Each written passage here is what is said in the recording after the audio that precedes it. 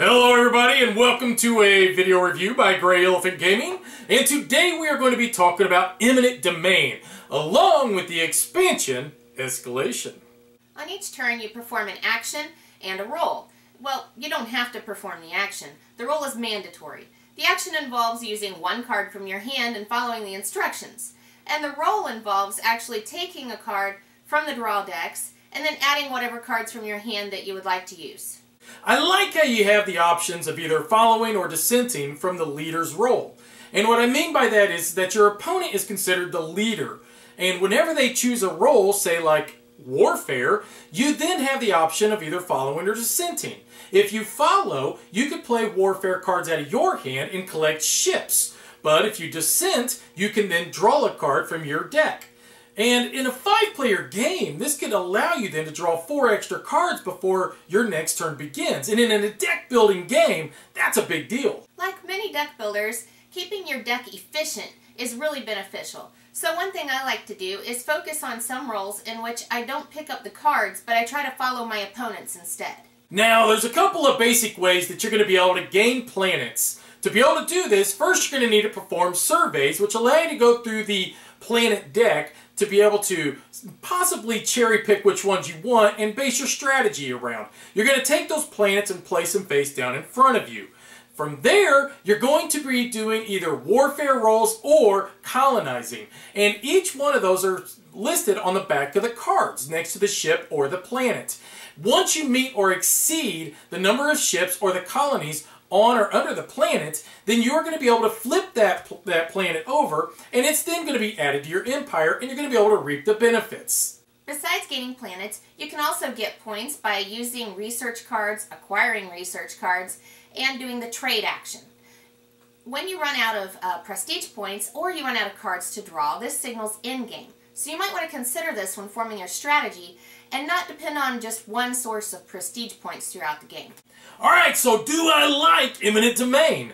Well, let's talk about it separate than Escalation, the expansion, okay? Eminent Domain was our second deck builder that we owned. We owned Thunderstone first, then we went into Eminent Domain, and it was, you know, our space deck builder. And it's fulfilled that role very well because we've played it an awful lot, just my wife and I. When the expansion went up on Kickstarter, I immediately backed it. I wanted more of this, right? Well, that's kind of where things kind of changed for me because, unfortunately, I don't like the expansion. I don't like it at all, in fact. The only thing I do recommend out of the expansion is the roll cards. The first time I played with the expansion was during game night, and there was 5 of us. We, all excited, sat down, busted it open, read through, you know, the rule book, blah, blah, blah. And it was miserable. The entire experience was absolutely miserable. I didn't enjoy a single bit of what was happening. The peace treaties in a 5-player game where you're just collecting victory points for doing nothing. The fact that you can attack and take people's planets, it's totally changed the dynamics of the game, and it's taken it a different direction than what I liked about Eminent Domain. Now, for some people, this fixed it because they've got more interaction or whatnot.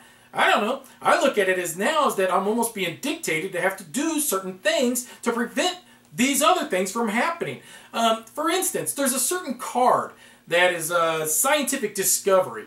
This card is a joke. You gotta be kidding me. It allows you to take any 3 research card out of the research pile and add it to your hand. I don't understand certain cards like this. I also don't understand certain, you know, victory conditions that just are automatic, you know, like the economic victory or even the military victory.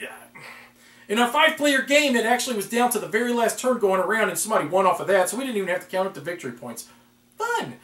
The other problem is that anymore, if I'm going to play a space-themed deck builder, it's going to be Star Realms.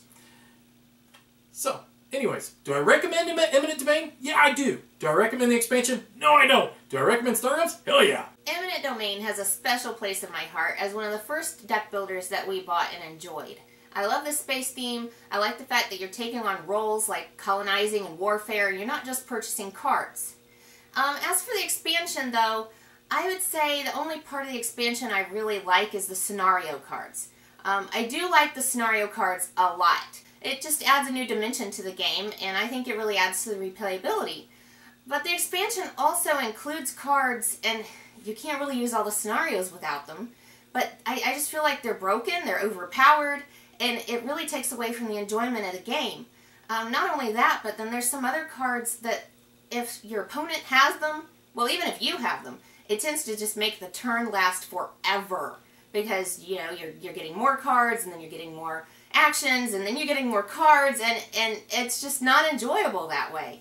So, overall, I would say Eminent Domain, great game. The expansion, I don't know, maybe wait for the next one. Griffin Gaming, from new releases to pre-orders. Griffin Gaming. Enter in promo code GreyElephant for 5% off your order.